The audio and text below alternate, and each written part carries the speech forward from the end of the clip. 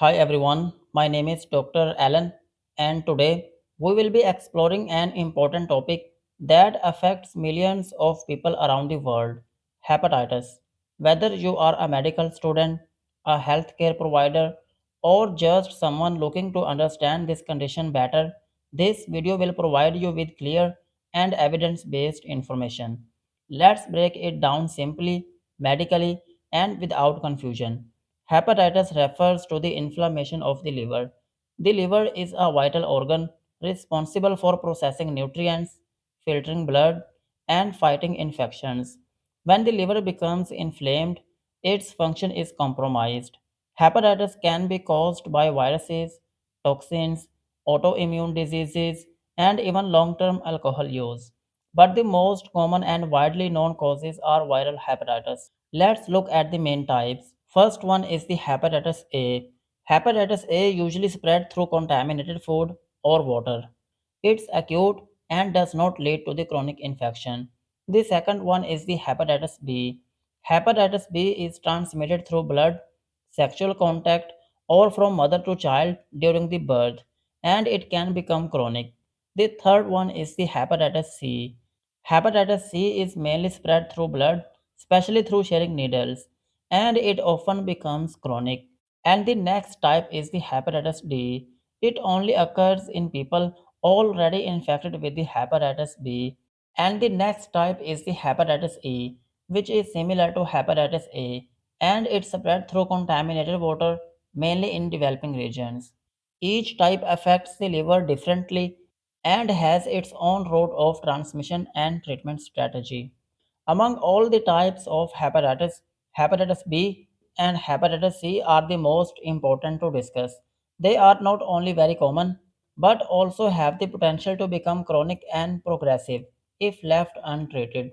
Both can progress through several stages, like acute infection. It is the early phase, often asymptomatic or with mild symptoms. The next stage is the chronic infection. If the virus is not cleared, it can persist for years. And the next one is the liver fibrosis.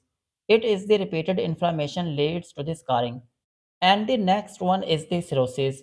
In this stage, there are severe scarring in the liver which causes the liver dysfunction. And the last one is the hepatocellular carcinoma. In some cases, chronic hepatitis can lead to the liver cancer. Understanding these stages is crucial for timely treatment and preventing the long term damage. The primary causes of hepatitis include viral infection, alcohol abuse, autoimmune hepatitis, medications and toxins, and metabolic disorders. Each cause requires a different management plan, which makes accurate diagnosis essential. Now, let's talk about the risk factor. Risk factors depend on the type of hepatitis but may include unprotected sex, sharing needles or syringes, unsafe blood transfusions, travel to areas with poor sanitation, chronic alcohol use, and occupational exposure to blood like healthcare workers. Knowing these can help with both prevention and early detection. Symptoms of hepatitis can vary by type and stage.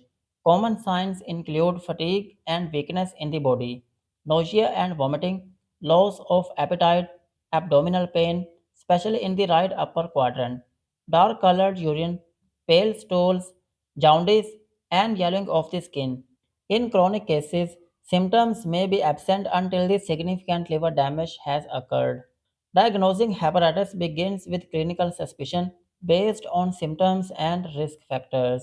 This is followed by a targeted investigations including blood tests and imaging studies to confirm the diagnosis and assess liver function.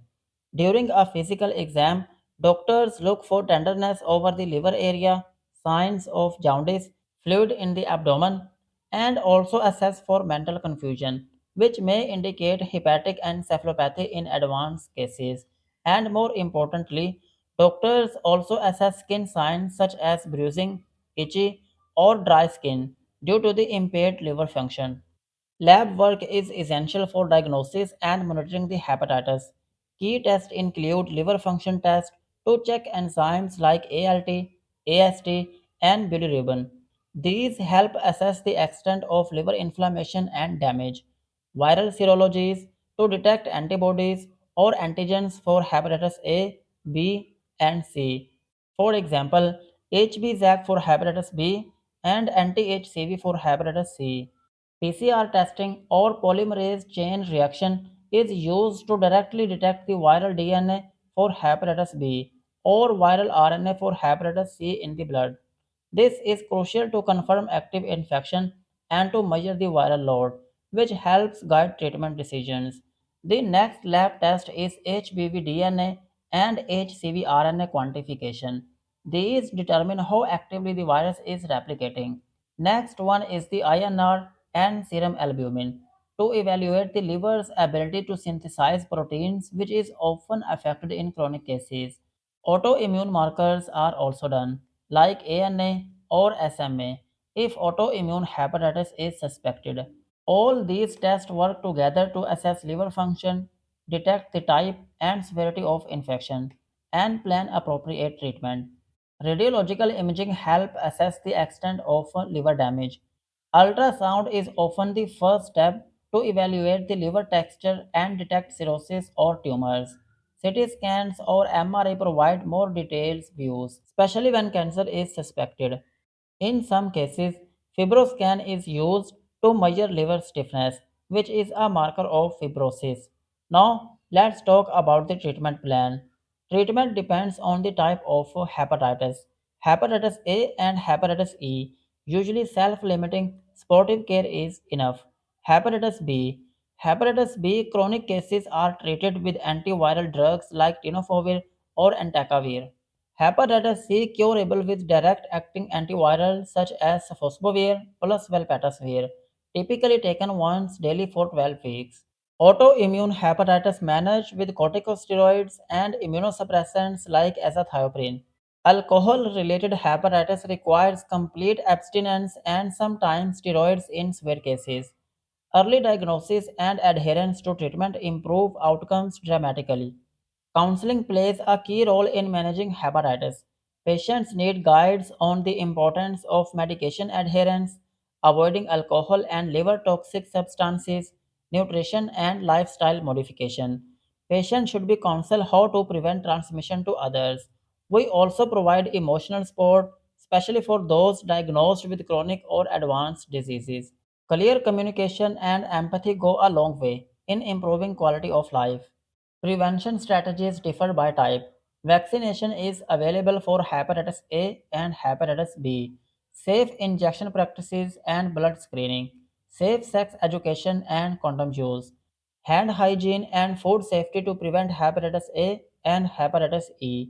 And needle exchange programs. Public health awareness is essential in reducing the global burden of hepatitis.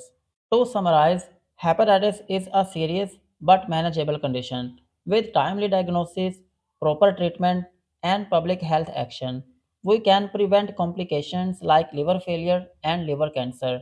Whether you are a healthcare provider or someone concerned about the liver health, knowledge is the first step toward the prevention and healing. That's it for today. Thank you for watching. Stay healthy and stay informed. I will see you in the next lesson.